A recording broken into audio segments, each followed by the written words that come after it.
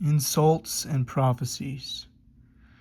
Based on 2 Kings 18 through 19, 2 Chronicles 32, Isaiah 9:6, Isaiah 36, Isaiah 52 through 13, Isaiah 52 through 53, and Nahum.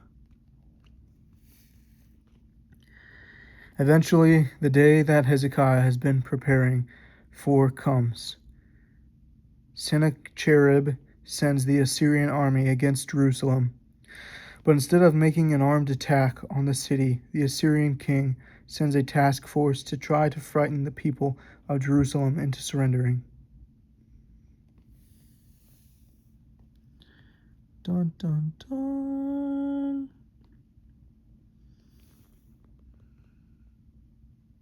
We have conquered other cities and their gods didn't save them.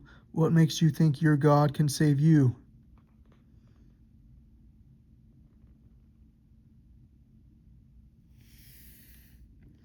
Hezekiah's commanders tried to have a diplomatic negotiation with the Assyrian field commander. Please, I can understand your language. Don't say such things in Hebrew, where our soldiers can hear. But we want your men to hear.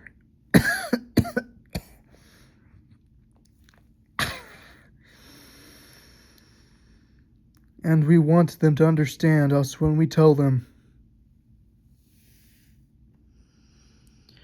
When we're finished with you, you'll be eating your own feces and drinking your own urine. Ha!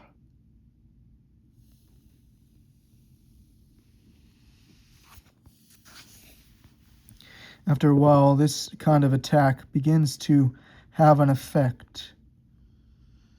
How do we know God will save us?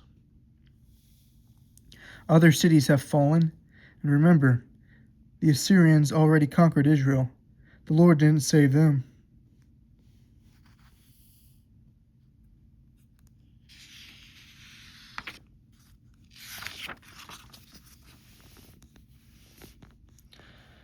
When news of the people's fear reaches King Hezekiah, he tears his clothes in anguish.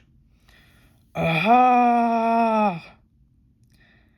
In dire circumstances like these, only God can save us. Send for Isaiah. Ask him if God has any comfort. Isaiah brings an encouraging word from the Lord. Do not listen to the insults of the arrogant king. The Lord will defend his city, the city of his servant David. Have faith. God will not desert us.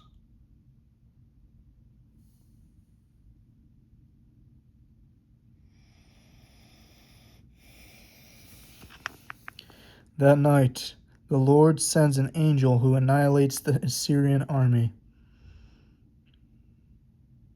Shing! Ah! The next morning, when they see that the enemy soldiers are all dead, the people of Jerusalem go wild with joy. Isaiah said God was on our side, and God doesn't abandon people who trust in him. Never again while Hezekiah is king do the Assyrians try to take Jerusalem. Hezekiah leads his people in the worship of the true God, and for years they are happy and at peace.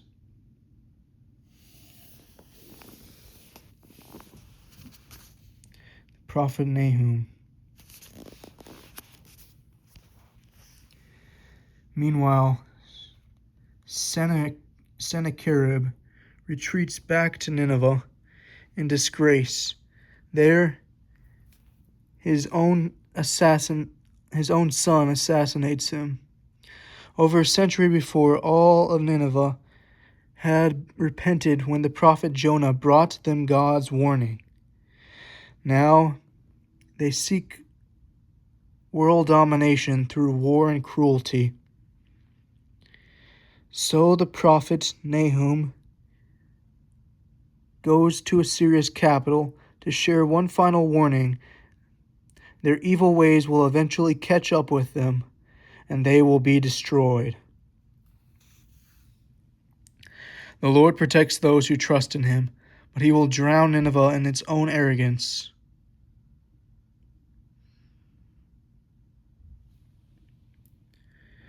Under Hezekiah's reign, Judah trusts in the Lord, but when Hezekiah eventually dies, his sons lead Judah into idolatry. Isaiah spends his remaining years pleading with his people to destroy their idols and return to God. But only a few listen. He warns the kings of what will happen if they disobey God, but the kings ignore his warnings. At last, Isaiah prophesies destruction. Because Judah has turned away from the Holy One of Israel, it will be destroyed. The people of Jerusalem will be carried away as captives.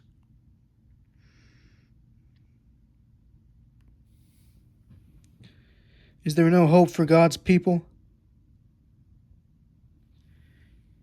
Yes, God will send a deliverer to save all who believe in him. His name shall be called Wonderful Counselor, Mighty God, and Prince of Peace. God's servant will suffer for us. He will be despised and rejected by men. But even though we reject him, he will be speared and tortured for our sins. And by his wounds we will be healed.